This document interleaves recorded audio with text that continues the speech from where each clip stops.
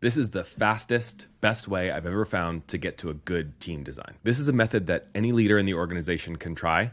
I've done it with teams of 5 and all the way up to the executive level. And at that point, it's not really team design anymore, it's org design. So your mileage may vary. I like to do this in a workshop setting, ideally with everyone on the team in the room. And if it's a distributed team, you can do it asynchronously in a spreadsheet. So find a room with a gigantic whiteboard, get some fresh markers, and some Post-its. A warning, I guess, or maybe an acknowledgement before jumping in. Team design is awkward, precarious stuff. Some people gain, some people lose. In my experience, this is a way to do that is more open and egalitarian than other methods. It also builds the collective wisdom. And it's definitely better than just dropping a new org structure without any warning. Okay, do all of these steps in order. I've done this in as little as an hour, and even over the span of a couple days. First, you want to write down the essential intent, purpose, or mission of the team. Then write down the way that the team is measured. If you don't have any good measures yet, just start with the incentives for the boss.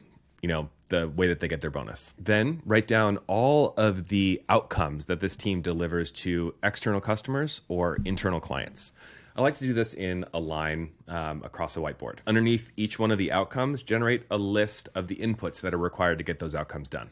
These don't have to be tangible things. It could be something like trust or vibes. Bringing intent, measures, outcomes, and inputs into the room will prime the pump for the rest of the discussion.